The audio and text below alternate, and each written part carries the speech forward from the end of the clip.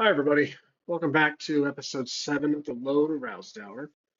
Work was pretty rough today, so I won't have that enthusiasm as I always try to portray, but I was eager to do an episode because it's all I can think about. So, Rowsdower was in quite a predicament, but with an advantage. He's on top of the roof of Satoris' hideout, and after removing a plank of the roof, a piece of wood, he sees Thomas McGregor, who is the father of Troy McGregor, which I don't think will introduce Troy in this one shot. But uh, I we need to find out why Thomas is captured, why he's in the East Taurus hideout. Most likely, it has to do with something regarding the hidden kingdom of Ziox. And what we know is that we have the map that's in our possession, in Rousdower's possession. So perhaps I think Satoris captured Thomas because he thinks Thomas has the map or it's hid it somewhere. So my cat's doing the usual. Uh, anyways,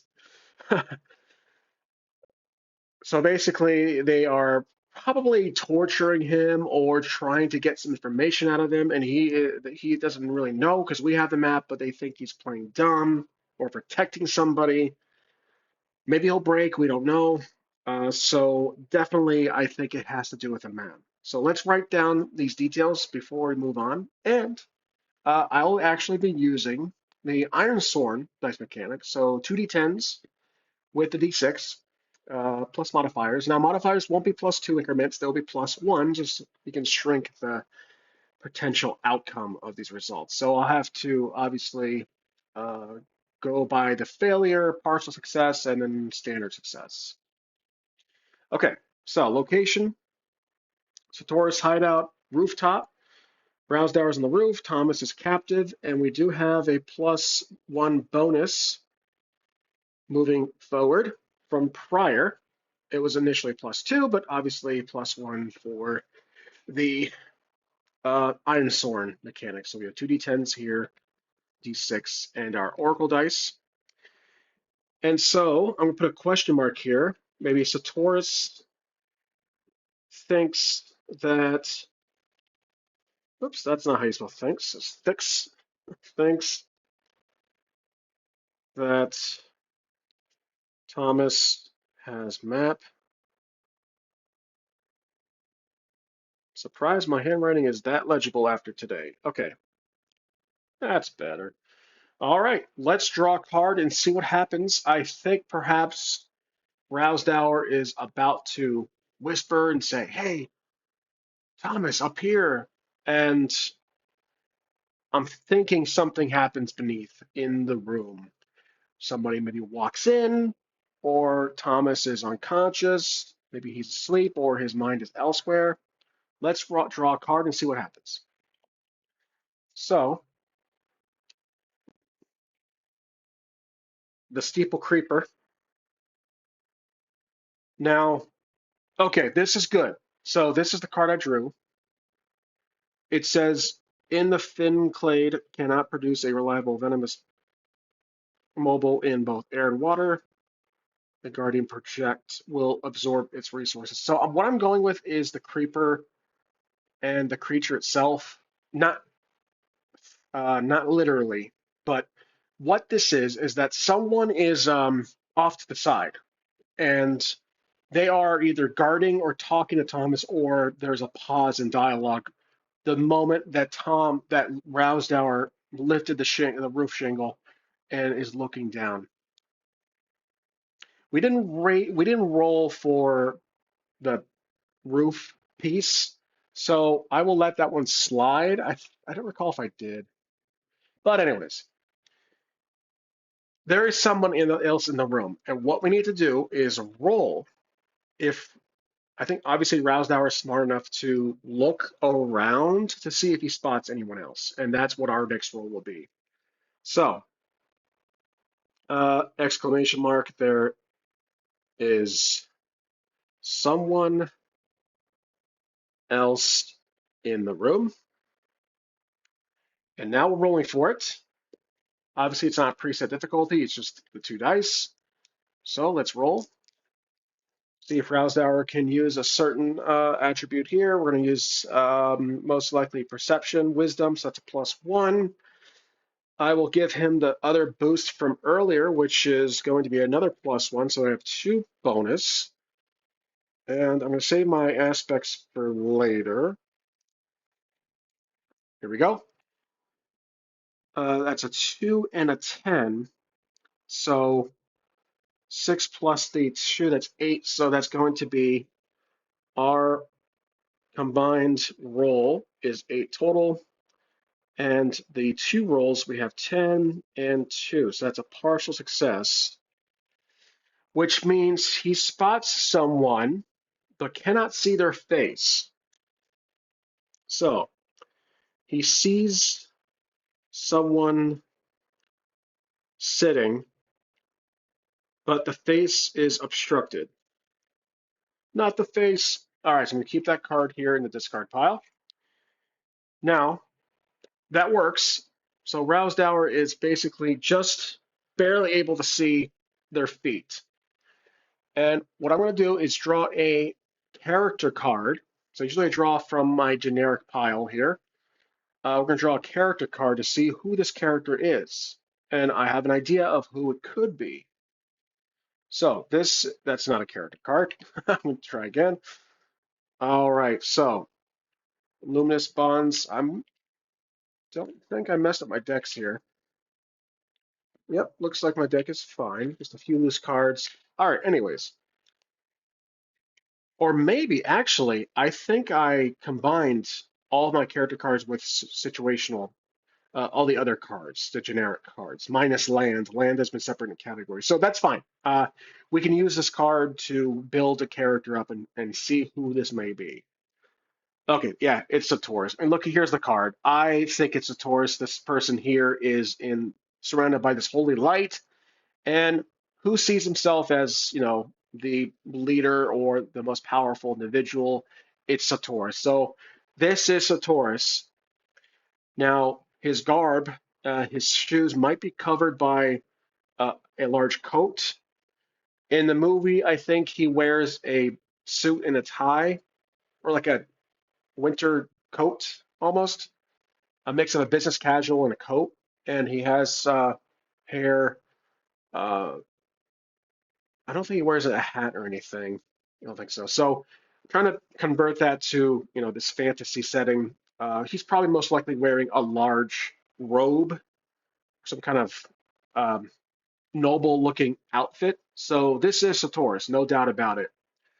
So star Satorus is in room, wearing noble outfit. I don't know if Rowsdower can thinks it's a Taurus, or it might just be um, someone. Well, we did roll a partial success, which means he saw someone's there, but not who it is. So, upon seeing that there's someone there, let's ask the Oracle the condition of our friend Thomas. So I'll roll a D100. Obviously, the lower, the worse it is for him. He's probably been tortured, nearly at death's door. The higher, the better. Meaning he's unconscious, he's awake. So let's see what the Oracle dice roll. 32. Okay, he's in rough shape, but he is. I'd say 50 would have been the midway point. Like he's exhausted, he's barely awake. 32 is, I think Thomas is almost unconscious, or he's been somewhat tortured, or in the process of being tortured. Let's say that. So Thomas is being tortured. I don't know. I think maybe he is out. He's out cold. I don't think he's awake at this point, but he's not dead. He just needs immediate help. So Rowsdower, again, Thomas is an old friend of his. I think again that modifying my story, the final sacrifice story, and we definitely write this on the character card here. Rowsdower, Mike Pepper, and Thomas McGregor were all former cult members of the cult Taurus. They defected because of obvious Sator's grand ambitions were too costly and psychotic for their taste, and so they defected and stole the map. I mean, the map juggled around between the three, and ultimately landed in Mike Pepper's hands. So let's write this down. I don't think I wrote that down before. So yes, Thomas plus Pepper plus Rowsdower, former members of Colt. They defected. They stole the map. Yep. So stole the map from uh, Satorus. Okay. Now let's, since we have practically the main villain in the very room that Thomas McGregor is currently held captive, let's draw a card to see what Satorus does. While I think Rowsdower is deciding what to do. Should he jump down and attack? Should he wait for any answers? I think most likely Rowsdower is going to jump down, but let's figure out what Satorus will do next.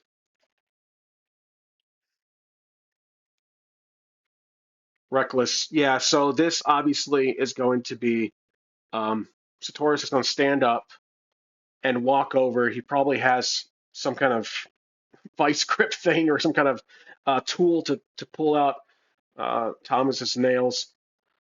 So let's, yeah, we'll keep that there. So Satorus stands and about to torture our friend Thomas. Okay, well, I'll sharpen the pencil here.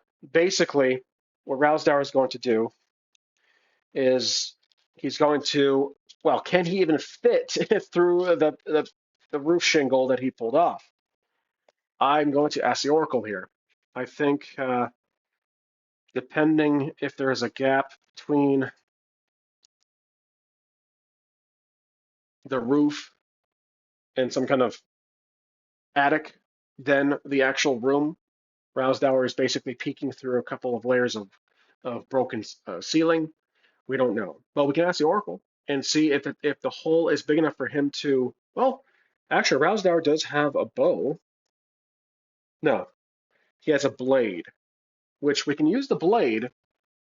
Maybe throw it at Satorus to just catch him off guard. Yeah, there's no bow. He has a blade, a round shield, long sword, and that's it. Hmm. What to do here? Well, Rowsdower, the stupidest thing would be, hey, I have the map. I have what you're looking for to basically somehow distract Satorus. And Satorus would probably be like, men, get him, he's on top of the roof. Something like that. That would cause some panic. It would definitely be a distraction. It might save Thomas's life or delay his inevitable death potential. But I think the blade, I'm trying to think, what would Rowsdower do here? If he had a beer, he can definitely think straight. One of my favorite jokes from Mystery Science Theater episode, The Final Sacrifice, is I wonder if there's beer on the sun, and he's just staring directly at the sun while he drinks beer. So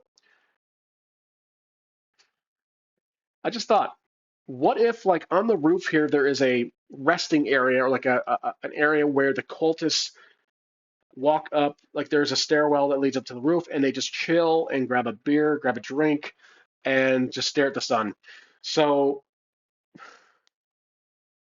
I'm thinking that either we can use our blade or a beer bottle to throw it to chuck it at Satorus, but I think a knife would be more effective. So yeah, I think Rowsdower is going to, uh, well, before I get too far here without rolling any dice, let's ask the Oracle, is there room to go through? Because if there's not, he's going to have to think of another plan. Is there room to go through the roof shingle? Depending on what I've said before, based on what I've said earlier, my last episode, I think that the piece of the roof was about this big, like these two pieces of paper put together. That's not enough room. So let's just roll 25% chance. Yeah, there's not. So okay, the hole too small to jump through. Basically, if he was to like scream, "You bastard!" and like tries to pull our roof off, Satoru's most likely like run off, escape, kill Thomas, or like do something against our interests. So I think Rousdower is going to. Well, he sees the torture. This is really tough. I'm sorry, guys. I'm really hanging on this one moment. I think Rousdower is going to listen in to see what's going on, but maybe he doesn't see the torture device. He probably does see Thomas is in bad shape, so that's obviously a giveaway. So he's torn on what to do. Let's say I could spend a fate point to modify the current situation and give Rousdower a advantage. That's one of my cats. So let's spend a fate point. This is giving Rousdower a narrative advantage. And what I'll do is draw a card to see what that advantage is. Unlikely eight. Unlikely eight. That's literally what the card says. What are the chances? Okay, so I appreciate you not letting me fall to my death in the acid bogs. Now you can let me down. So it looks like this creature saved this guy right here. Sorry about that. This large creature saved this guy right here. So something unexpectedly saves Thomas. That's a tough one. Maybe someone enters the room and informs Satoris of the noise they heard outside. Oh, right, that some of their men are missing. That's what saves unlikely aid. A cultist enters the room and at the same moment stops Satoris from torturing Thomas, thus he has to leave and go attend to this potential problem. So there we go. Basically, okay, so cultist enters, informs Satoris of issue, and they both leave. Basically, maybe Rousdower can hear Satoris says, "Fine, I'll take care. I'll go see what's going on outside," and he leaves. And Rousdower hears that voice and knows it's Satoris. His eyes widen. It's like, that's him, that bastard. And then obviously, Thomas is like this. He's barely he's out of it. He's tied up like this, so he's kind of tilting forward. Okay, so now this is our chance, Rousdower, to break a few more shingles off and jump down. So that'll be a couple of rolls, or most likely just one roll. Okay, so they leave. Thomas is out. All right, we have to basically Rousdower to jump down. Okay, so our roll and then our result. All right, here we go. We're basically attempting to quickly break a few more of the pieces of the roof to jump down and get down there. Okay, here we go. Oh yeah, right. Strength bonus +3, and then let's see. Dark past. That's an aspect. This is his friends from his past, so that's gonna be another plus. So looking at +4 total, and yeah, I think that's all for now. Here we go. So +4 on this roll. That's going to be 9. That's a complete. Oh, that's a double. So that's a critical success. So 3-3 with a 9 total. That is a critical success. So yes, Counter Strike. Okay, so what I'm going to do is draw a card to see exactly what that critical success is. Fire of or thank. I think I've drawn this card a while ago, or at least recently. I don't remember. Basically, something explodes, or there's a huge distraction.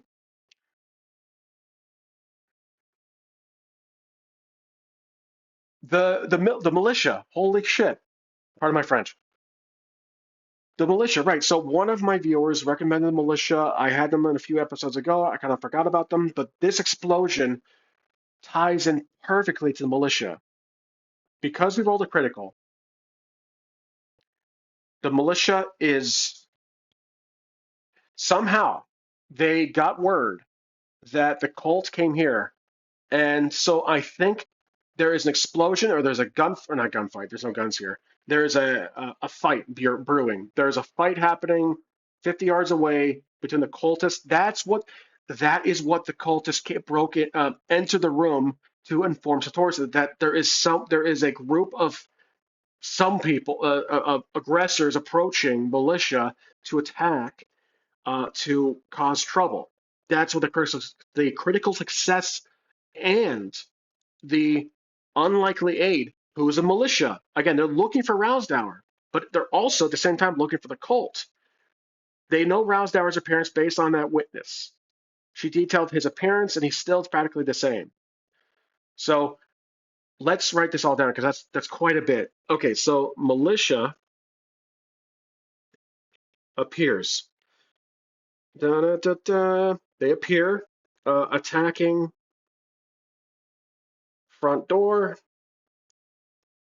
The cultists, definitely 1 2 star per. The cultists plus Satoris are defending. There's a little war going on. Obviously, it's kind of a little too convenient, but you know what? I'm going to keep this going because I do love this. I actually do like that idea that it's the militia. So yeah, that explosion really helps. There's a little scuffle going on, and this is Rousdower's chance to get, and he did with a critical success. So he got down there. He's now in the room. Okay, so location, room, and he's trying to help Thomas. So he's going to speak, or at least try to wake Thomas up. Okay, so he's trying to wake him up. This could be charisma, or yeah, let's do a roll here because I think Thomas is really out of it. He's trying to wake him up. I'm gonna spend my last fate point here to give us to use the reluctant hero. So that's a +1. We have no charisma. That's all we can do. Everything else is kind of not relevant. So we have a +1 essentially to the roll. Here we go. This is kind of a blind throw here. Oh, oh, another crit was nice. Yeah, so 2 over the duels, so we have another crit. Okay, I'll take it. All right, so the roll was 2, 2, and then the result was 3 total. So another crit. Okay, that was definitely a critical roll, just without the fancy budget. So, excellent, excellent. Let's draw the card to see what happens here. Wanderer's Strike. Um, hmm. This is the critical. I'm supposed to decipher this, interpret the card as it shows. Let's read it out loud together. Maybe that'll give me an idea here. Because I'm not. It looks like a whirlwind, or some character is swiping his sword. Um, Precise, clean cuts. No one saw anything. Again, tag the report. Like, oh, okay. So basically, luckily, oh, the blade. So he's able to free Thomas with his blade, cuts the ropes. Thomas is still out of it, but I think he's like Thomas has like a reflex and like swipes at Rousdower and sees Rousdower, and he like for a moment he recognizes and he goes zap, but he falls unconscious and Rousdower catches him. So Rousdower's gonna put Thomas over the shoulder and so have to escape with it. So I think the bonus is that Thomas recognizes him, and so if he wasn't unconscious, like if it was a standard partial success, maybe tries to wake him up, but he gets defensive thing around Rousdower's on the cultist and like knocks Rousdower or like hurts him, developing a stress. But I think as he briefly sees Rousdower, tries to swipe him like a cat, he sees it. It's a friend. It's an ally. So, um, okay. Basically, we don't need this card now. So I will give him +1 for this, plus 1 bonus for moving forward. Rousdower picks or helps Thomas up. Okay, so they're at the door, and yeah, I think the critical success, I can have it bleed over into the door itself. So they open the door. Let's see what happens when they open the door. Okay, so he's at the door. The door is closed. He opens up slowly to peek through, and this is what happens. It's the noise. So he hears noise, fighting outside or down the hall. Rousdower needs to figure out another way out. So we're going to go, maybe he hears a noise to the right, which is to the front. So he's going to the left, north, and go out the back door. Now let's see if there's anybody down the hall. Most likely not, because I think the entire squadron have been pulled outside to fight the militia. So we'll ask the Oracle. Um, so is there anybody on guard? Guard duty. Got the short end of the stick. Anybody on guard? Okay, so anybody on guard down the hall? We're gonna ask the Oracle for this one. 25% chance. Oh my gosh, there is. Okay, so 9%. That's a yes. Yep. And what we're going to do is roll to see if Rousdower can sneak by this guard. There is obviously someone standing at the around the corner, and maybe Rousdower can. This roll will represent. Let's first roll to see if Rousdower can spot the guard, and I will use that bonus from earlier. All right, and that's just a cult, so we'll use our stunt, seen cults before. Okay, so that's going to be wisdom +1 for perception, and then +2 for the stunt. That's I'm sorry, +2. I'm only doing +1s for this for the Ironsworn mechanic. There we go. And anything else? We're all out of aspects, so we are the fate points, so we can't use that. So here we go. We're rolling +2 total on this roll. Oh, that's a partial success. Okay, so we have partial. Basically, the rolls were 8, 1. Our roll was 3 total, actually. My apologies. 3 total. And so this sees the guard, but the guard saw him, saw Rousdower, and is about to attack. Ready? So basically, we have combat. Essentially, the partial success allows Rousdower to prepare himself for combat. This won't be an ambush like Rousdower's looking around and all of a sudden the guy's behind him or in front of him.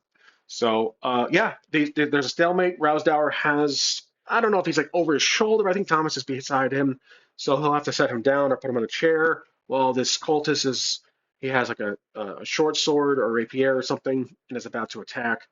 While Rousdower is able to fight back. So that's where I'm going to leave off this episode. Wow. Okay. I really enjoyed it. And I actually prefer, to be honest with you guys, I really enjoyed the Ironsworn mechanic. I think I've used it before, but I definitely enjoy it more than the Fate mechanic. But I obviously used the Fate mechanic before to remain honorable to the Fate system. However, from time to time, I will like to change up the death mechanic. But most likely, I will use the Ironsworn mechanic for the next one, which will be episode 8. Hope you guys enjoyed. I sure did. This was definitely a lot of build, some action, and the militia. That was chef's kiss, perfect. I'm glad I brought those guys back.